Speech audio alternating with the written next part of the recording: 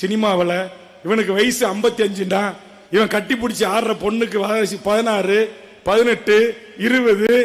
கேவலமான பாட்டு, கேவலமான கதை வசனம், கேவலமான ஆடல், கேவலமான குத்தாட்டம், இப்படி போட்டு ஆடி நடிச்சு நீ இன்கம் டாக்ஸ் கட்டாம பல்லாயிரம் கோடியை சம்பாதித்து 50 வயது ஆச்சு, முடி கொட்டுன்னு போச்சு, டோப்பா வச்சுக்கிட்டு கருப்பு டை அடிச்சுக்கிட்டு வந்து சினிமாவில் நடிச்சு முடிச்ச பிறகு நாங்க வருவோம், நாங்க நேரா செயின் சாட்சி கோட்டைக்கு தான் போவோம், எங்களுக்கு வாக்களியுங்கள் என்று சினிமாக்காரர்கள் வந்தால் என் தமிழ் சமூகத்தின் பிரதியாக இருக்கிற என் நூற்றுக்கணக்கான தாய்மார்களே, உறவுகளே, இவர்களுக்கு வாக்களிக்கிற மக்களாக நாம் இருப்போம் என்று சொன்னால் நம்மை எப்படி காப்பாற்றிக் கொள்ள முடியும்? எப்படி காப்பாற்றிக் கொள்ள முடியும்? கொஞ்சம் சிந்திக்க வேண்டாம்? அறிவு வேண்டாம் நமக்கு? சொல்லுங்க, எதற்காக? யாரு படம் 100 நாள் உடனே உனக்கு என்ன? எதற்கு பாலாபிஷேகம்? எதற்கு மண்சோர் சாப்பிடுறீங்க?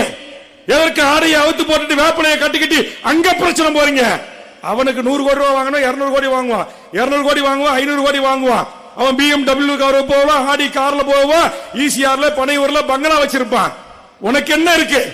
இங்க உன் அம்மாக்களுடைய கழுத்தை பாக்குற, காதை பாக்குற, மூக்க பாக்குற, ஒரு குண்டுமல்லி கூட தங்கம் இல்லாமல் வானம் பார்த்த பூமியில் உழைத்து ஓடாய் தேய்ந்து வாடிய வயிறோடு கைரேகை தேய தேய உழைத்த கரங்களுக்கு சொந்தக்காராக இருக்கிற நாம் இந்த நடிகர்களை பார்க்க போய் மிதிபட்டு சாக வேண்டுமா? மூச்சு திணறி சாக வேண்டுமா?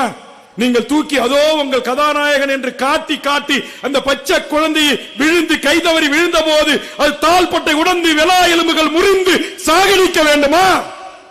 ஒரு சொட்டு தண்ணீர் இல்லாமல் வறண்டு வறண்டு 40 உயிர்கள் பலியாக வேண்டுமா? எண்ணி பார்க்க வேண்டும். அறியாமையில் ஏன் முழுங்கி கிடக்கிறாய்? தமிழ்நாட்டில் இருக்கிற எந்த கதாநாயகனும் கதாநாயகம் எனக்கு எது அல்ல, எனக்கு வாய்க்காய் வரப்பு சண்டைகள் அல்ல.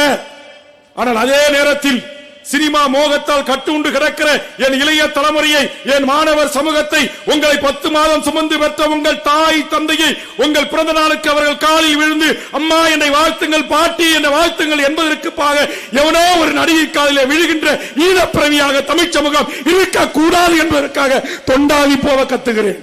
தென்னிந்தியாவின் மிகப்பெரிய நடிகன் மம்முட்டி இருக்க அந்த மோகம், மோகன்லால் இருக்க அந்த மோகம், ஜாக்கிசான் உலகத்தில் மிகப்பெரிய நடிகன், ஒரு வெள்ளக்காரன் கூட மதிக்க மாட்டான், சாதாரணமா தனியா போவான். ஆனா இங்க நயன்தாரா நாளைக்கு தருமபுரியில் ஒரு துணிக்கடை துறக்க வந்தான்னாக்கா 5 லட்சம் பேர் கூடுவான்.